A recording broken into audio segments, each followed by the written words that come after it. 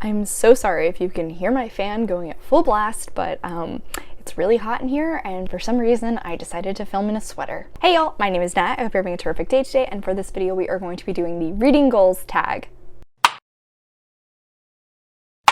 So before we get into anything bookish, however, make sure to hit like and subscribe down below, as well as tell me in the comments what is one reading goal you're already on your way to completing. Maybe not completing, but you're working on it and you're doing well.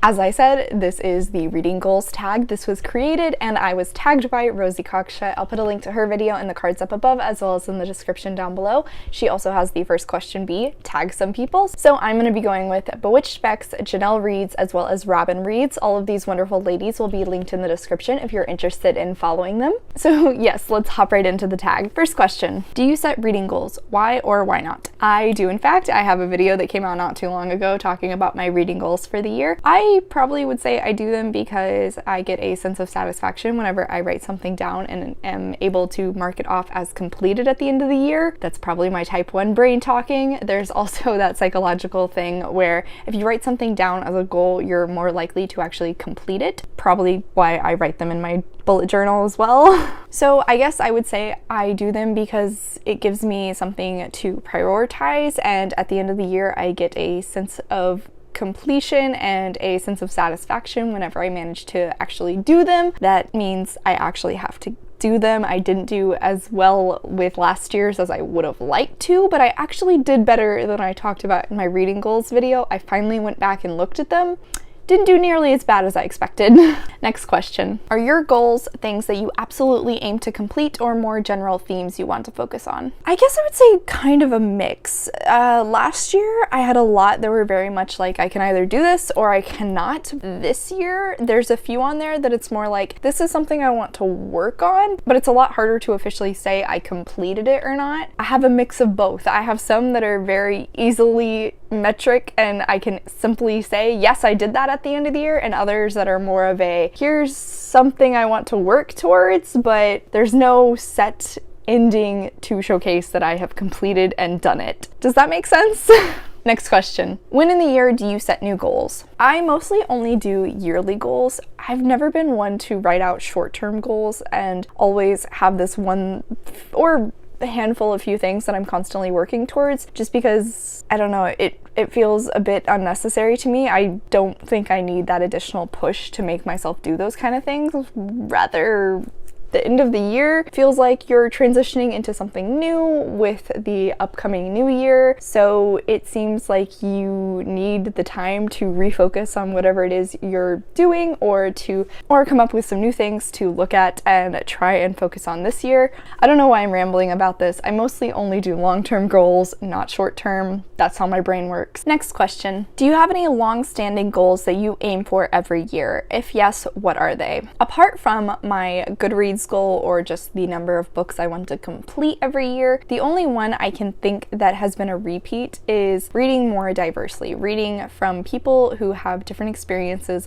from my own, whether this be based on race, gender, sexuality, disability, culture, anything along those lines. I definitely just want to try and experience things different from what I have lived in my life and learn more about other people and other cultures and other experiences. So that's one that I've repeated and I can see eventually becoming a long-standing goal. Last year I had more of a set number. I wanted to read, I believe it was more than 25% of Own Voices books, whereas this year I didn't really feel the need to give a set percentage to hit. I just wanted to ensure that I have that in the back of my mind whenever I am creating TBRs or looking at new books to read. It's a long-standing goal, but it has shifted in the 2 years I've had it on my reading goals. Next up, what type of goal has been most successful by whatever metric you choose in the past? I think the easiest would be to say the number of books I read every year. Usually I set a number that I think is easily manageable and then I try to surpass it. I've been setting a Goodreads goal the last 5-6 years now, and I've always gone up in smaller increments until this past year when I went from 75 to 100 because I read more than 100 books the last 2 years running, so I thought that might be be a relatively reasonable goal to set for 2022. Some other goals that I had last year that I actually ended up completing and didn't really realize was I definitely read more adult books last year. On top of that, I was a lot more timely in the reviews that I would write,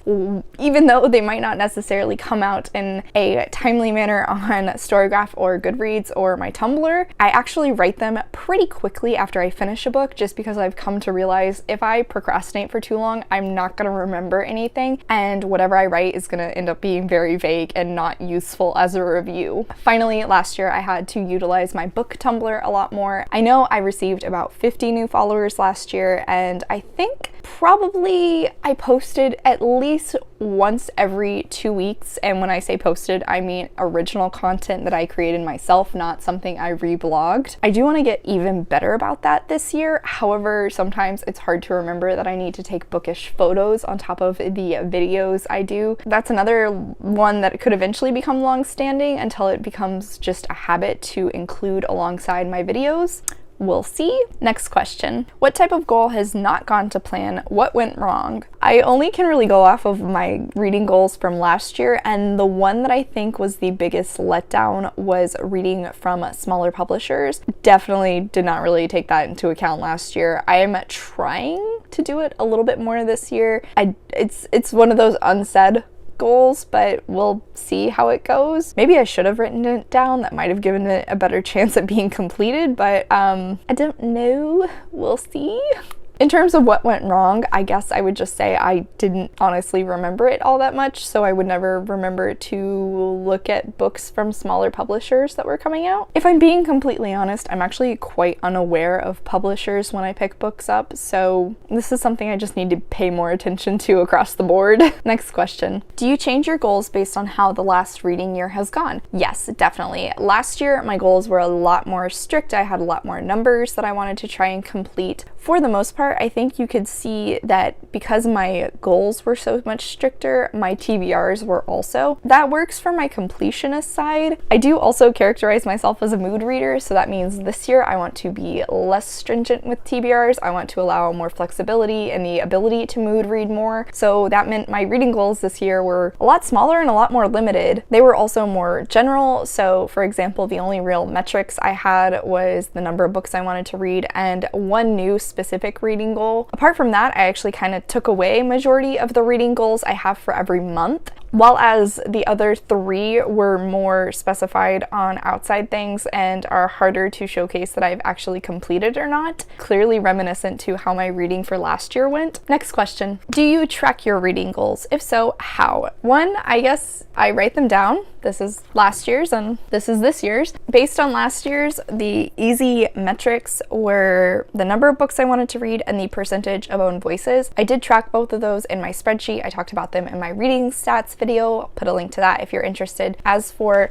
this year, I have the number of books I want to read and then reading one book a month that is 450 pages or more. I haven't actually tracked that yet. I don't really have a place anywhere in my reading journal to do so, but it's just something I keep in the back of my mind that I want to try and strive for every month. I don't currently need to try and track it, but maybe we'll see if I eventually do. Final question. Has any of this changed a lot over the course of your reading life? I would say yes, just in the fact that I never thought I would have so many goals purely oriented around my reading. Once upon a time, when I first started tracking my Goodreads goal, I think it was 12 books in 1 year, and that was like the extent of what I wanted to track. I didn't even think that I would ever have a reading journal dedicated to keeping up with all this kind of stuff on top of my Notion, and then also having a spreadsheet. It's grown a lot over the years, and the number of things I pay attention to when it comes to reading has definitely grown as well. Past Nat would be completely shocked at the amount of time I dedicate just to tracking all of this sort of stuff. I wouldn't change anything about it. I definitely enjoy it, and again, it's always really nice at the end of the year when I can check something off as completed and feel that satisfaction of, yes, I did it. I managed to keep that up an entire year. Okay guys, so that is it. Thank you so much for coming to my channel today. I really appreciate it. I have all of my socials linked in the description down below if you're interested in keeping up with what I am reading. I come out with videos on Monday and Friday, but until then, I hope you continue to have a terrific day. Love you, bye!